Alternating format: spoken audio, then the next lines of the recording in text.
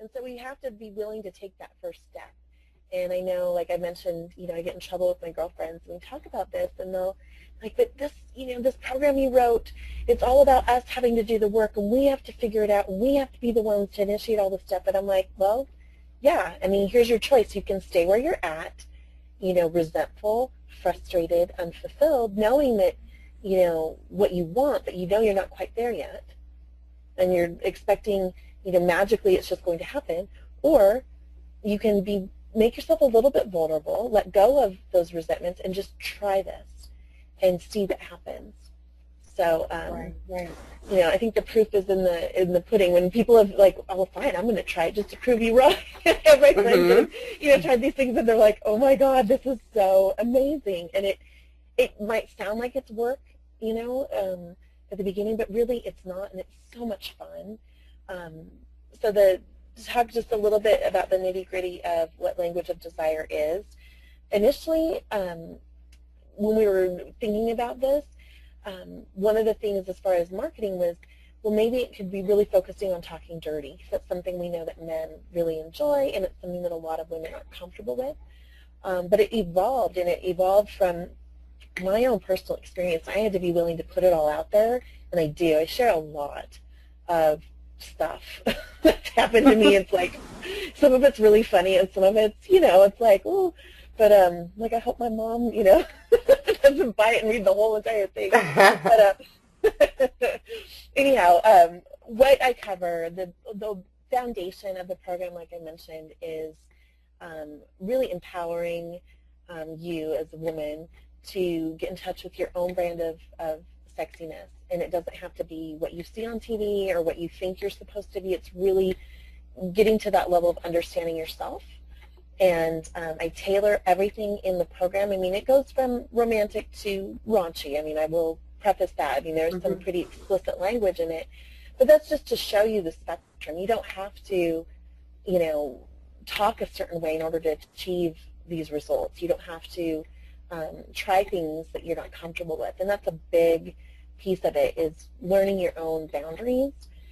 And then if you get to the point where, as you move through the program, so the first step is understanding yourself. The second step is where I teach a lot more. I go way more in depth about the brain chemistry and men's sex drives, and there's tools for you to start to uncover what's true for your partner, because this presentation is, obviously more on the broad generalizations, but in the program you learn what's true for your specific guy, and that's where a lot of the value really is.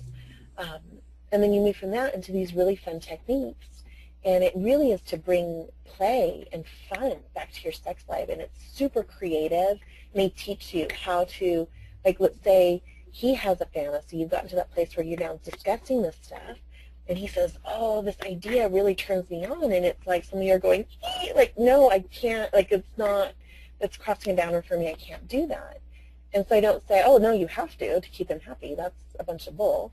It's, okay, so this is what you want to experience. Here's where I'm at. How can we figure out? And it's tapping into his imagination, tapping into the five senses. A lot of it is sensuality, visual cues, and other triggers that you can use that can recreate these, really in-depth fantasies in a way that's still honoring your boundaries, and you're both having fun at the same time.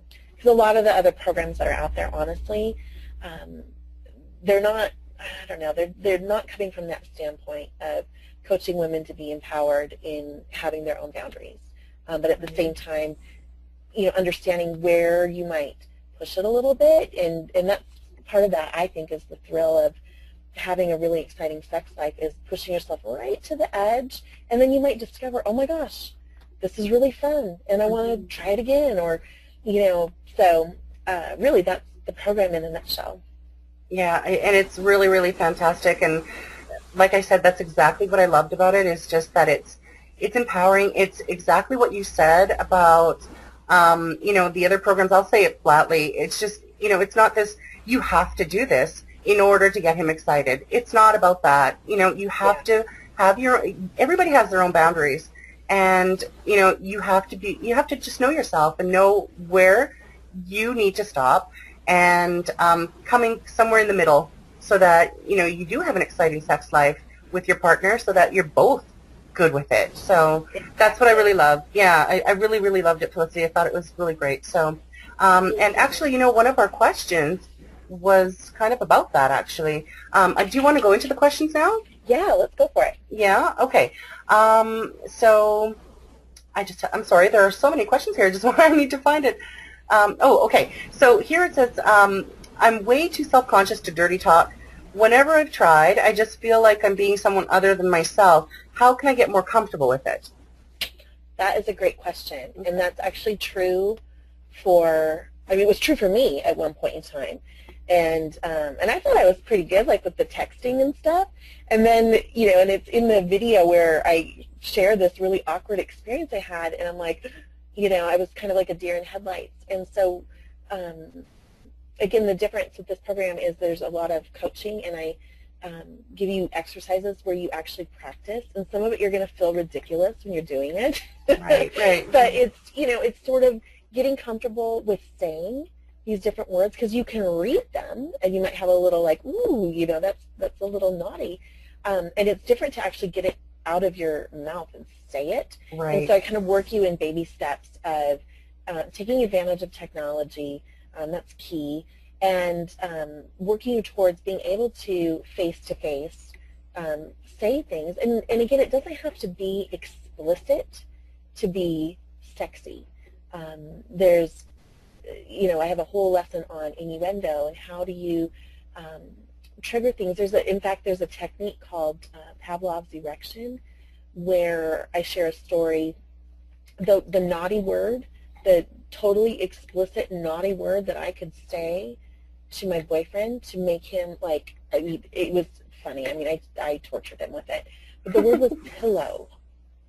Pillow. Pillow. That doesn't mean anything sexual to any of you listening to this, but I explain in the program how this came to be this very highly charged word. Mm-hmm. And so there's, you know, to answer the question, there's all sorts of ways. So it doesn't have to just be what you already think dirty talk is. Right. Okay, that's really great. There was another question that I think that you saw that you wanted to address. Do you know which one it is? It was the one about what do men think if you sleep with them on the first date? Oh, yes, yes. Okay, yeah. Yes. So, yes, so that's actually the entire question. What do men think of women that sleep with them on the first date? Exactly. Yeah. And, you know, the answer is it depends on the guy. Right. You know, Michael Fiore says this a lot, and it's true, that sleeping with somebody, it's not going to make him fall in love with you. It'll probably just enhance the feeling that was already there. Mm-hmm. So if he was already falling in love with you, then it definitely could, you know, amplify that. But if he's like, no, you know, she's good for tonight, you know, mm-hmm. Then, you know, it's not going to really change his mind. And so the trick is, and this is what I, you know, tell women when I hear this question and they don't know, is, you know, the longer you know somebody before you're physically intimate, the more chance that you have to develop that emotional connection, so that, you know, after you sleep together, you're going to still talk to him, you know, the next day or the day after. Right. So I think that's the big fear is, oh, if I give it up too soon, then he's going to think of me as being slutty, and he's not going to want me, and he's going to dump me. And the truth is, I mean, I know people who a one-night stand turned into a long-term relationship. Mm-hmm. Personally, the man I married and had 2 kids with, we slept together on our second date. So, right. You know, there's no magic timeline that's going to guarantee.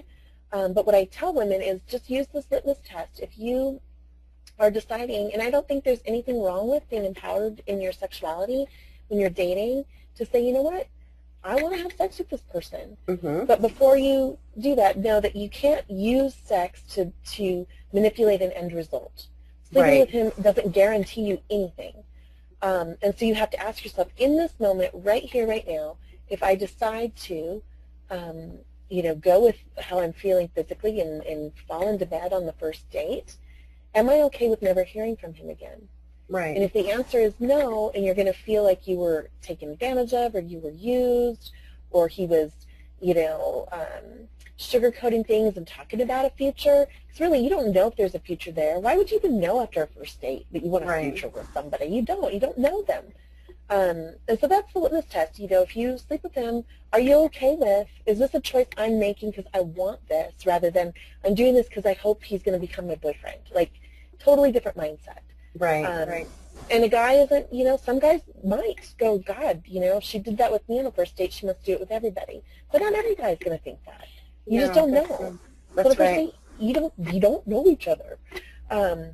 And really, the sex tends to get better the more you do know somebody. When you have an idea of what they're interested in, you already have some emotional intimacy building, because then the trust factor is a little bit deeper already, and it's not to say that you can't have an amazing one-night stand that's totally mind-blowing either. So that's a really good answer. It was a very good answer. All right, so I'm going to go on to the next question because we have quite a few and we don't have very much time left. So the next one is, I am a 57-year young woman that is on fire.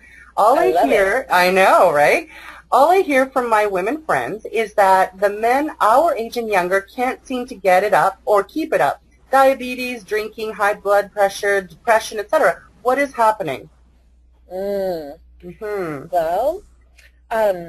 interestingly enough, in one of the bonus programs that's available, I spent some time talking about erectile dysfunction.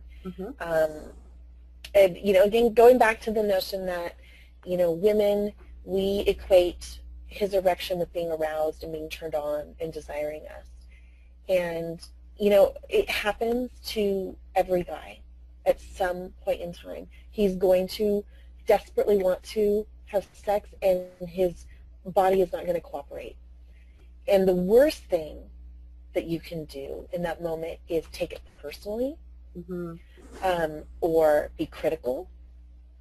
Because can you imagine, like, for women, we don't, like, our bodies, I mean, obviously it's way better when we're turned on, but we know that, like, sometimes, like, whether it's a hormonal imbalance, it could be a diet-related thing, sometimes medication interferes with our ability to, our self-lubricating function.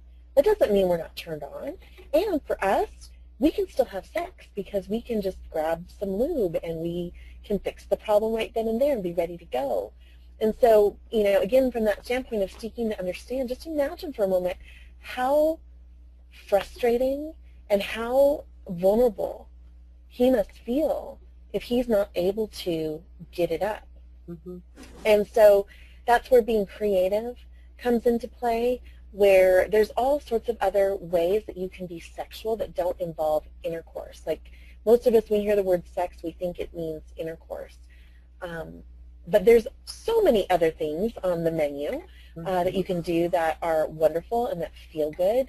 And, having a conversation and saying, okay, this I want to be able to have intercourse with you.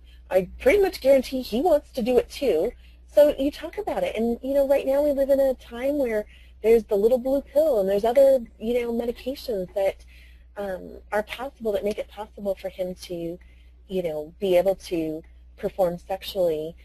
Because when it is like a chronic illness or some other, health thing, it can totally affect his ability to have an erection, but it doesn't affect his desire for you and how attracted he is to you. Right, exactly. Okay. All right, that's great. Let's go to the next one, the next question. It is, okay, so my boyfriend of 6 years, I got sex on the mind. Yeah, go figure. So my boyfriend of 6 years and I have different amounts of sexual desire. I am a 49-year-old woman, and he is 52. His desire level is much lower than mine. It wasn't like this in the beginning. At first, we matched each other. What in the world can I do to satisfy myself sexually and entice him or meet him halfway? That's a really good question, and not to sound like like a used car salesperson, but by the program. Because actually, I think it goes back to, you could ask yourself, are there assumptions that I'm making about, his, like, he should want to have sex, like, all the time. Right. But he's showing you, his libido has shifted. And, again, that could be, we naturally naturally have ebbs and flows to our libido and our sex drive. And so there could be that at play. There could also, like you said, Gia, that, what shows up in our sex lives can be a reflection of the relationship as a whole. Right. So are there any, frustrations or resentments or other things happening that need to be talked about, honestly? But, sometimes it's, and going back to the brain chemistry thing, which is a little bit different than men's sexual psychology, because we all have brains, and our brains tend to respond the same way. So I talk about this a lot, where the chemical dopamine, it's the pleasure chemical, and there's all sorts of little easy ways that you can trigger dopamine. So what happens over time is if sex becomes routine, we don't get that big flood of dopamine. And then when we don't get the big flood of dopamine, the secondary hormone that comes into place is the oxytocin. And women tend to have more oxytocin in their systems than men do, but men have it. And so less dopamine, then there's less oxytocin, and then that means both people's libido tends to get diminished. Now for women, if you're perimenopausal or menopausal, you might see a really big high surge in your sex drive, which is normal. A lot of women experience that, and like our question before, I'm a 57-year-old young woman on fire. Like, that's awesome. I love hearing that. So it could be just a difference in hormone levels due to your age and what's happening in your bodies at the time. But there are ways that you can introduce novelty, which is something new, and surprise. So something you could do that's out of the ordinary, if you're not already doing this, send them a text in the middle of the day, like totally out of the blue, and just say, I'm thinking about, or I can't stop thinking about, ... And they'll probably think you're going to say, what, I need to get some milk on the way home or something, really like boring like that. And you say either, how hot you looked this morning getting out of the shower, or you bring up something from the past, like that time, we were so hot for each other and we couldn't wait to get home when we did it in the car. Like something, that is going to let him know you're thinking about him in a really sexual way and you're turned on by him and you desire him. Just that little simple thing will cause a jolt in your relationship. And so that's a really easy place to start. Right. Okay, that's awesome. I think we have a time for a couple more questions. So I'll just get right to the next one. So, this is a really good one, Felicity. I'm a single mom, and I want to get back to dating, but I don't feel sexy right now. I feel mostly tired and overwhelmed with everything I have to do each day. Any advice for getting my mojo back?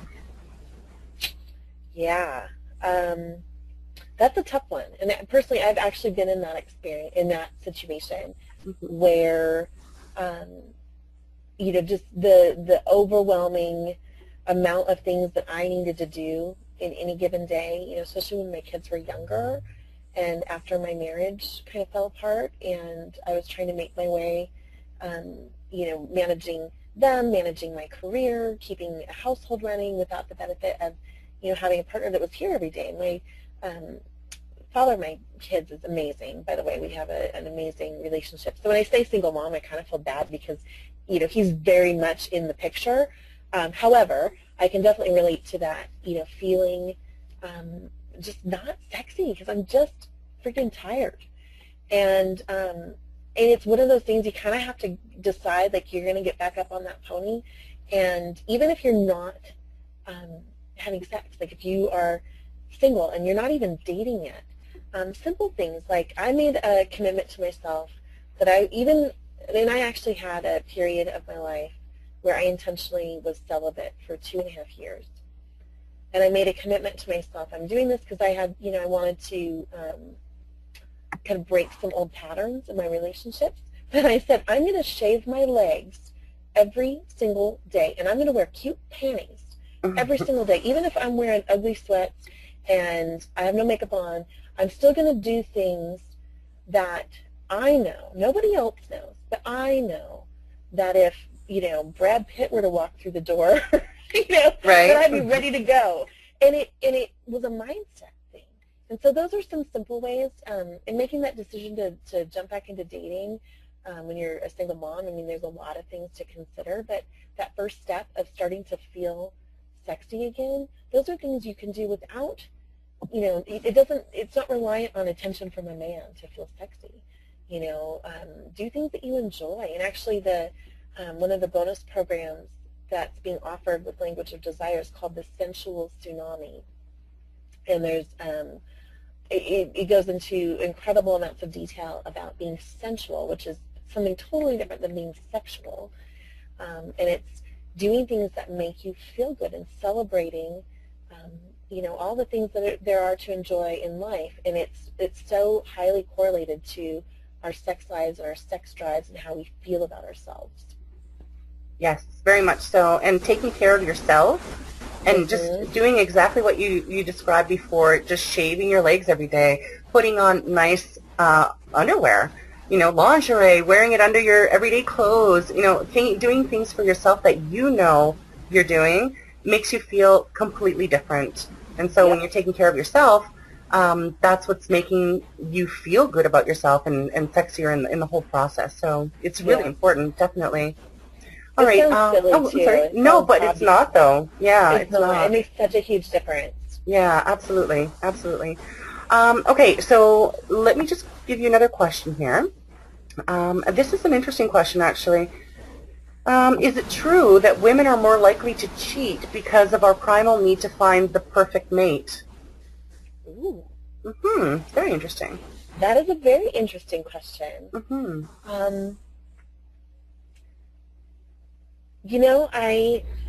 fact, I actually just wrote an article on digital romance about if you could cheat-proof your relationship. And statistically, the numbers, in terms of is it more men that are cheating versus women, it's actually quite even.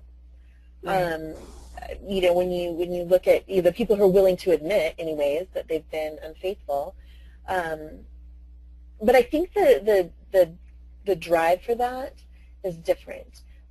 With men, a lot of times it's because they don't feel respected and validated at home, and the thrill of a new woman throwing herself at him sexually, that can be a huge trigger for a man to want to cheat.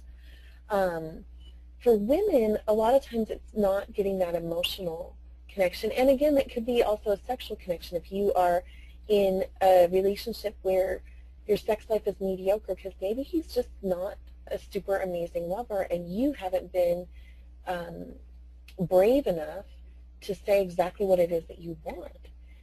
And so sometimes people think it's easier to seek that outside of the relationship. And I'll tell you, it's way easier to find somebody to have amazing sex with than it is to find somebody you want to build a life with.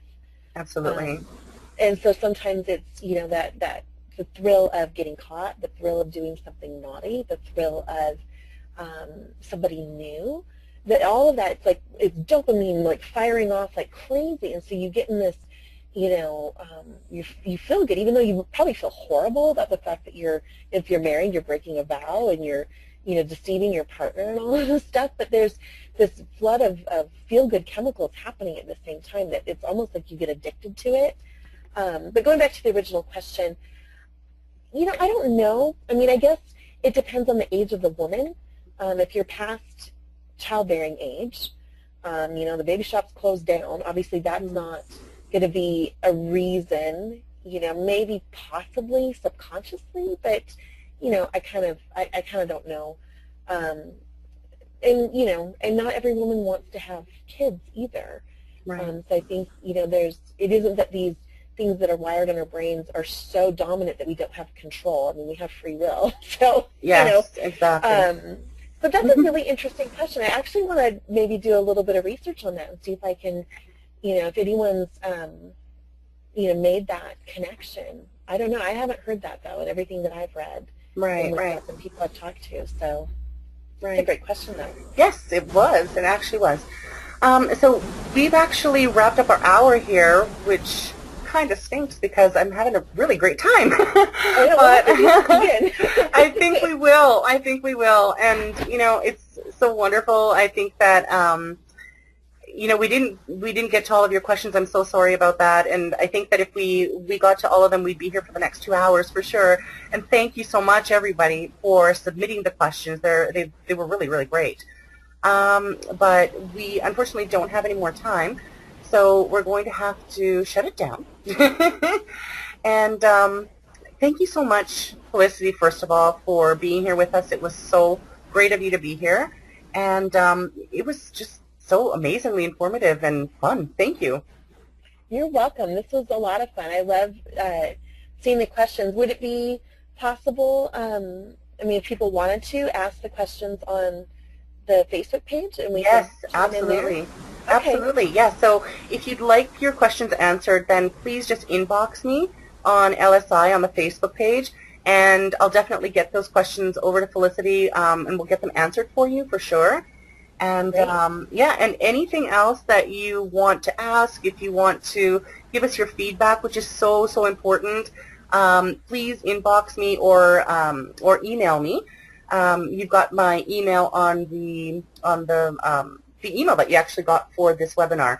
So either way is absolutely fine.